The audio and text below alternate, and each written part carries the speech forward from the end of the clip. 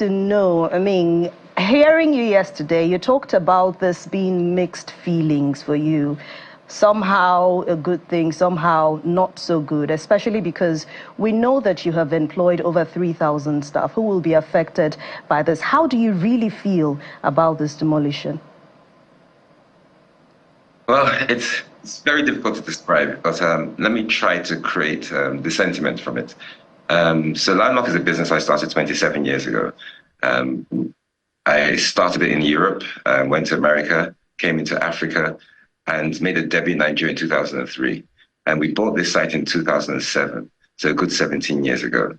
Over the period of time, we sold our European and American business, introduced all the money into Nigeria. I have borrowed and raised capital in excess of $100 million. So it's my life's work. So there's that emotional part to it. And that's quite painful because I'm back to Nigeria all the way. So to do that, I've received thousands of calls from people and thousands, goodwill messages, people I don't know. I've had 3 presidents in Africa call me. I've had 2 former presidents. It's painful. Having said that, this is something we recover from for the simple reason that, we are having discussions. The government at all levels have confirmed that they're going to support businesses. We're looking for FDI injection. So I do believe that we will resolve this. But my initial emotions were that of serious concern, grave concern and pain. All right, let's get to some facts, because I saw that about maybe 14 businesses will be affected in that area. And we know the numbers when it comes to your business in terms of your investment with employees directly and indirectly, and the number of tourists that comes through, especially your 2023 record. But let's talk about this particular project. As at the time you were purchasing the portion where you're doing your business, were you aware that this is going to be routed through the Lagos-Calabar Coastal Road will somehow affects the area where you're doing business now, or this is a new development for you? We need to get that across to the public. So it's a new development, and I think all you have to do is line up the dates. We bought the site in 2007, and the Coastal Road project is a project that happened a few years after that. And it was on the Water Corporation Road, the road that was designed as the Coastal Road exists. If you show aerial pictures, you will see that. And we are ground zero of this Coastal Road project. This is where the Coastal Road starts. So the Water Corporation Road, the alignment is there, the feeder roads have been done, and you probably know, I don't know whether you've been here before, but you probably know that over the last few years we have, appealed, the federal government kindly repaired the feeder lanes for that road. You can see it behind those towers, right? So all of a sudden, there is a move. So that's the Water Corporation Road on the right. You can see the median in between, which was where the Coastal Road was meant to be. So that realignment, for some reason, has just been moved straight to our beachfront. And then after it runs through Landmark Beach, it then veers back onto its original route. So that's why we feel that there's a solution, and the solutions here are simple.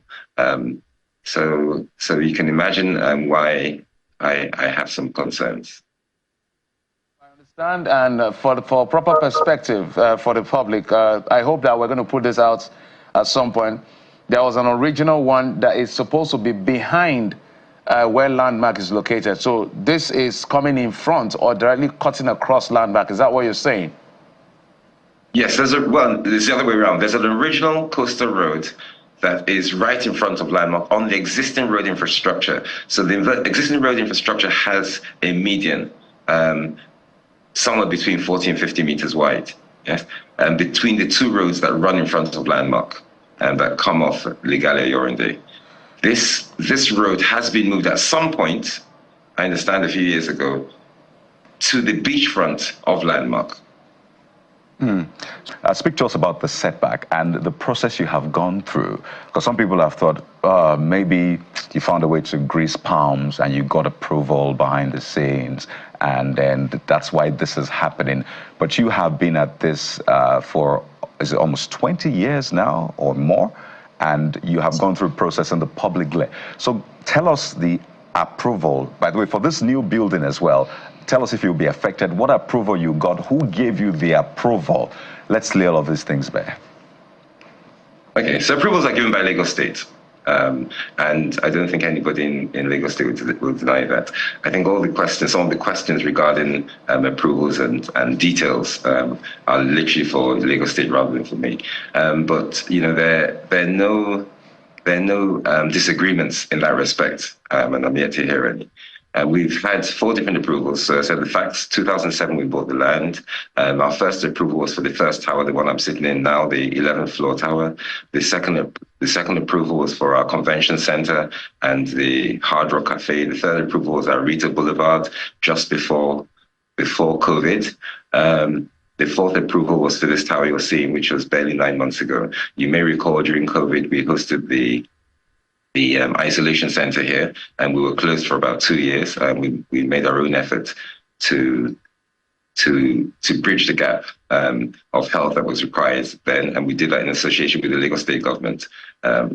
So I think over a period of time, I think it stands to reason that to build what we've built here, to provide the services we've provided here, to pay the taxes we paid here, we've been supported by the state government, and I don't believe that support is waning. I think it's still there. And you're right. All right. Yeah, go ahead. Yes, you're right. There's a lot of sort of stuff out there, you know, and I don't really want to be used as a political football. This is serious business. These are people's lives. Well over 3,000, approaching 4,000 people that are directly employed within this ecosystem.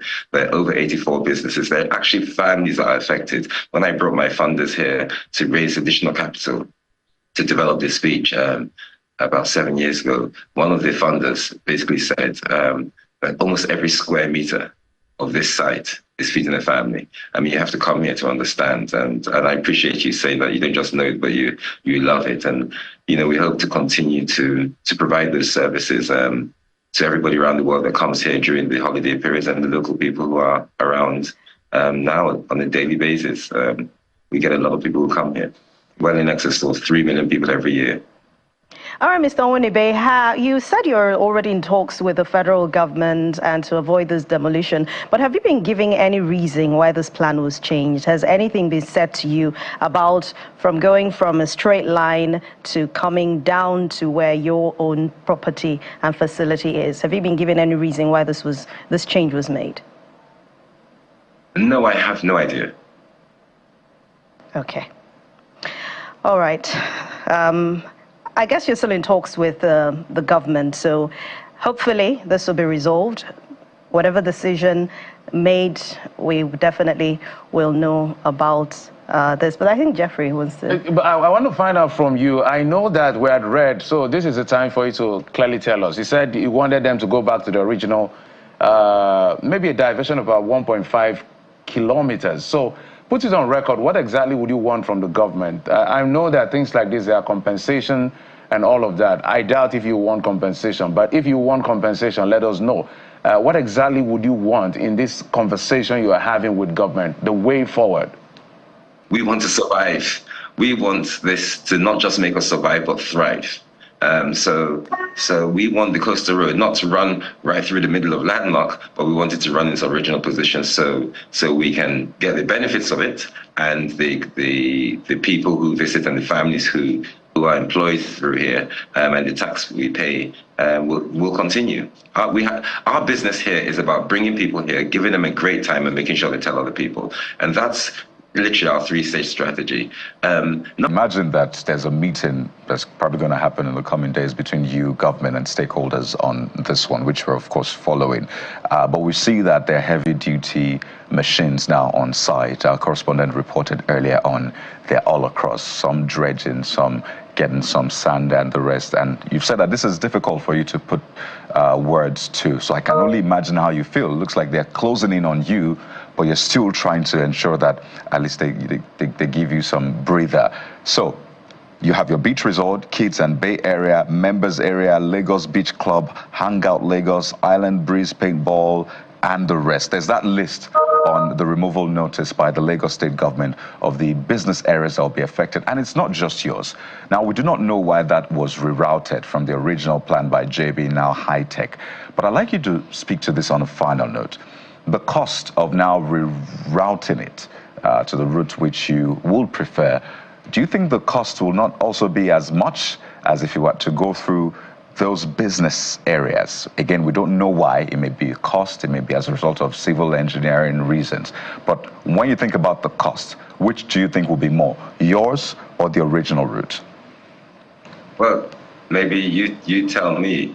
Enhancing an existing road and building a brand new road of water and sand. You tell me which one do you think is cheaper? All right, thank you.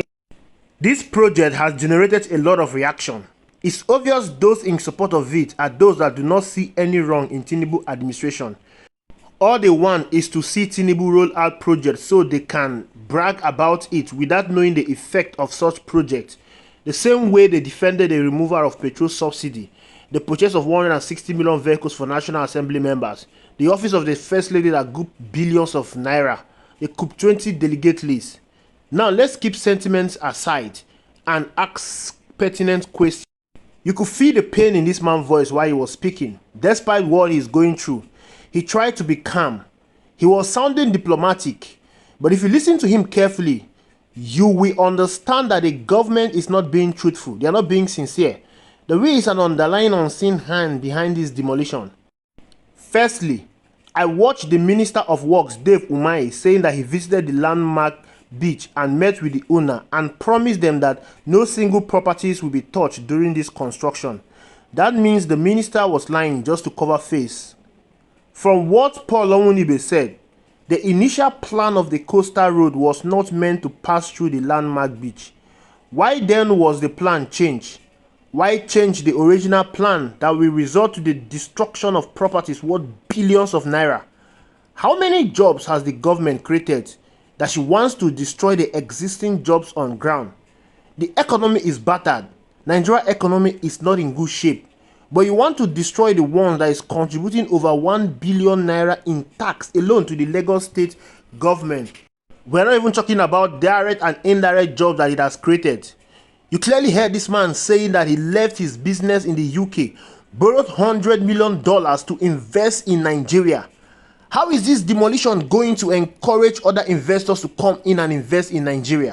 President Bola Ahmed Tinubu keep going abroad and urging the people to come home and invest. How will this action of his government encourage them to come to Nigeria and invest? This is my own opinion. There are several other opinions that do not align with the government because there is absolutely no sense in this destruction. It's obvious that this government is just looking for a way to keep mortgaging the economy. They don't want the people to be rich. That is the truth. Now we're going to looking at now let us look at Function Doherty, the former a governorship candidate in Lagos. He has something to say regarding this incident because people are talking and people need to keep talking because this makes no sense at all. Let us look at what Doherty is saying regarding this whole destruction and demolition of the Landamark Beach, because the truth is, it's not only Landamark Beach that is going to be demolished. So many other beaches will be demolished. One of such reaction in this project is Atiku Abubakar, the presidential candidate of the PDP. Atiku, in a statement on Tuesday, said the Tinubu administration could not continue to keep silent on how much public funds will be spent on the project at a time when Nigeria was still facing dire economic challenges. Now, you recall that the Minister of Works, Dave Umahi, recently announced the start of the construction on the 700-kilometer Lagos-Calabar coastal highway, but querying the contractor, the former vice president, through his media advisor, Paul Libe, on Sunday, questioned the Tinubu administration decision to award the contract to Gilbert Chogris High Tech without competitive bidding.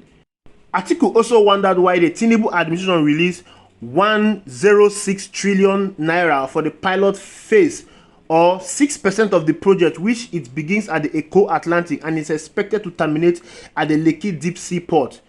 In another statement signed by the Special Assistant on Public Communication to the former Vice President, Frank Shaibu, Atiku reiterated, the Tinubu administration cannot continue to respond to the public inquiries with insult.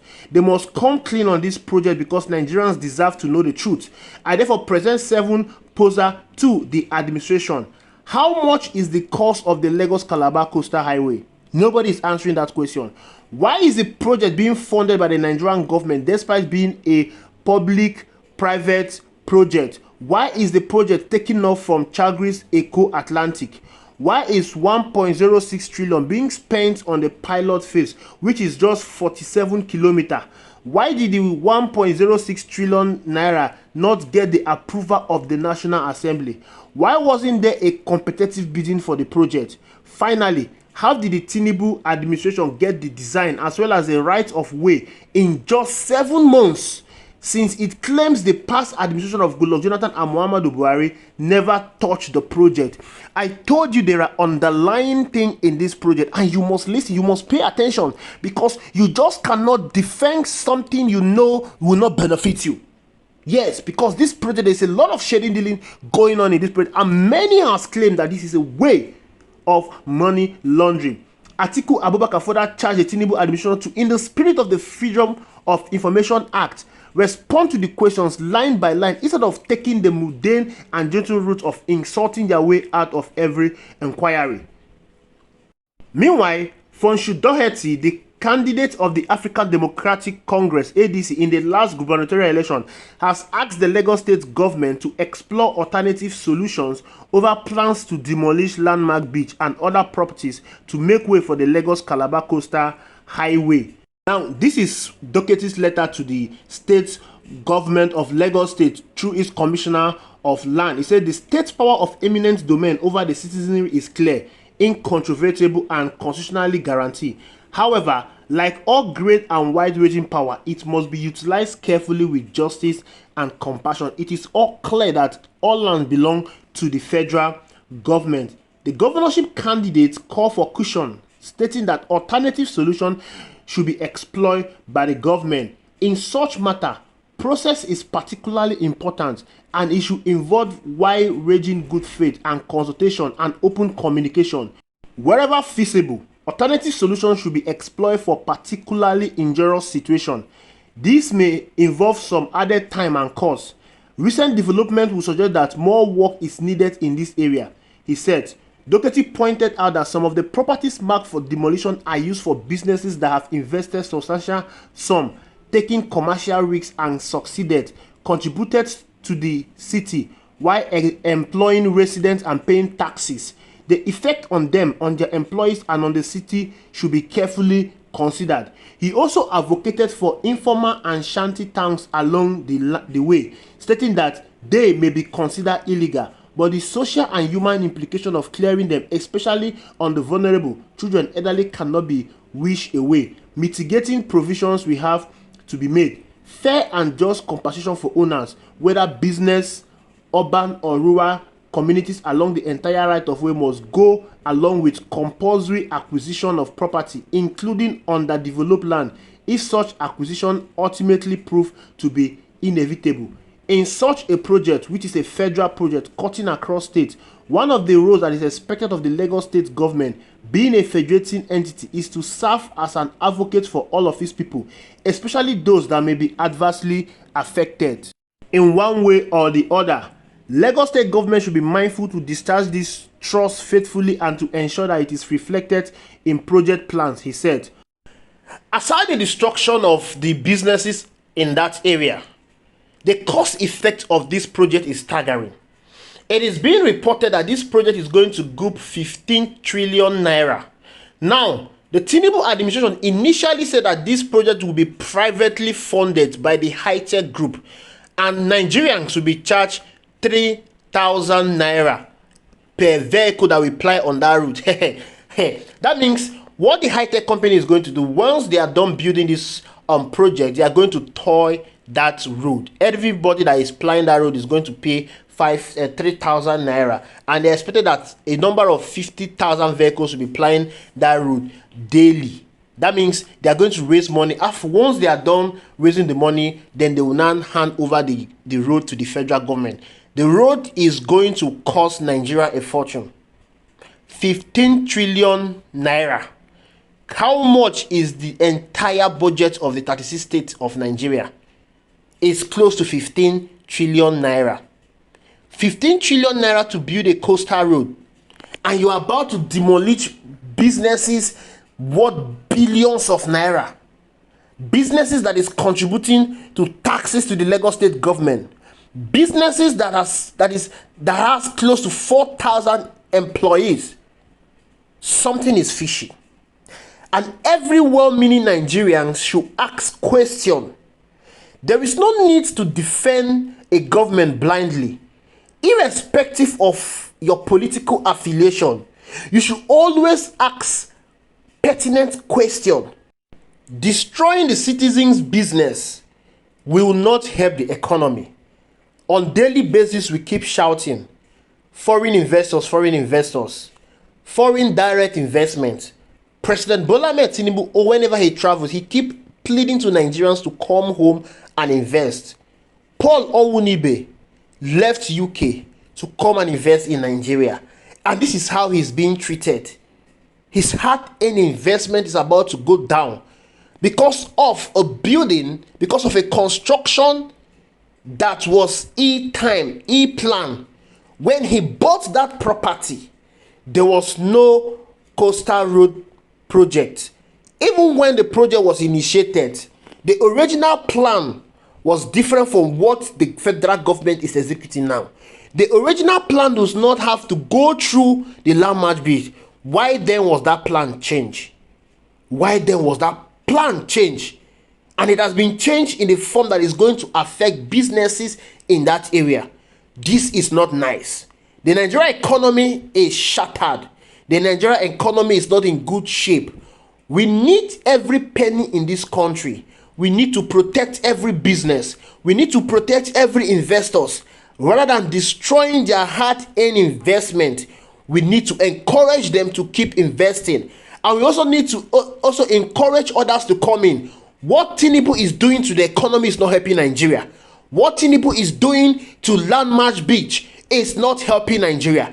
It's destroying our economy. And it is obvious that this project is a personal project. It's not a project that will benefit all Nigerians. Why? The person handling this project, go and read about him.